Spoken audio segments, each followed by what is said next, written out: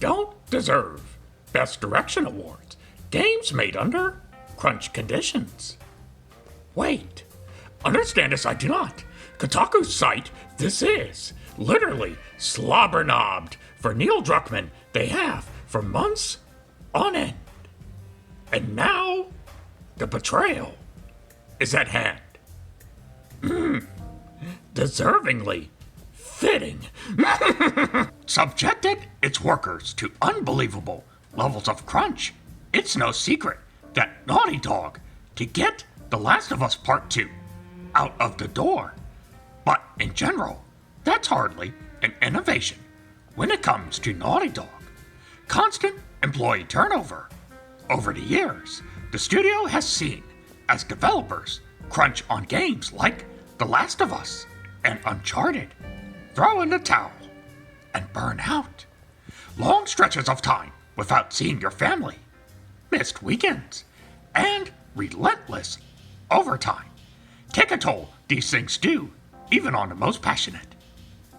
All that crunch, all that overtime, and only an average game they've managed to create. A 5 out of 10 game. Perhaps back into the offices they should go and work until at least an 8 out of 10 game The Last of Us Part 2 is. Indicates a failure in leadership. Let's be clear, the existence of crunch shows. Up to, it is, game directors and producers. To being met are the goals, and to ensure workloads are being properly managed. Being forced to crunch if workers are, explicitly or otherwise, then straining the limits of their existing staff, fostering an environment where an implied requirement of overtime is. Managers have fallen short, or both. Crunch harder, they must next time, so suck less, the combat can. I never understood this outcry about crunch and trying to claim it's like a failure in leadership. Every industry, every job has some form of crunch. When Chick-fil-A workers have the drive-thru line going around the block, that's crunch time for them. Hospitals are dealing with the lockdown and flu season right now. That's like crunch time for them. Movie theaters in the past got really busy when a major movie like Star Wars would come out, and that's crunch time for them. GameStops get slammed every holiday or when a new system comes out. That's crunch time for them. Okay, we get it, white boy. Up the shot for unlimited time off. Supergiant offers its employees, requiring every worker to take at least 20 days for themselves every year. After 5 p.m. emails stop being sent out on Friday, no one is getting burnt out. They say everyone keeps an eye on everyone else. Partially born of good qualities, much in the same way crunch culture is like passion and dedication, where people learn to take care of themselves and their coworkers. These and various other decisions have created a culture at Supergiant by simply being mindful of the kind of environment they foster with their own actions. Very nice. All of that is but a multi-million-dollar game The Last of Us 2 was, and much smaller in scope. Haze from Supergiant is. Yeah, I agree. That's not even remotely the same. I've worked at jobs in the past where it was a family environment and it was very relaxing. And, if I wanted to sit down and take like a little 5-minute break, nobody cared. I could call in without fear of being penalized, but I also wasn't making jack for pay. That was the trade-off. Naughty Dog is a major studio now, and they need like top-line developers and artists and all that kind of stuff to put out major games.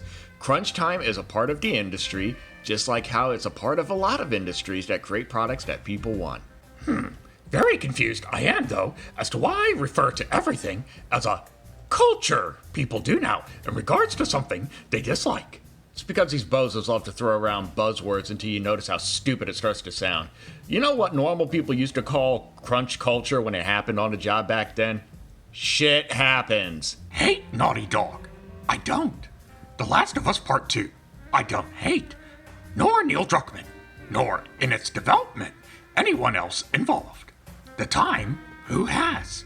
But disappointed, I will say I am, by the Game Awards show creator, Jeff Knightley, the unnamed journalist and the show's advisory board, and in deciding the winners and losers, the developers whose opinions are heavily weighted.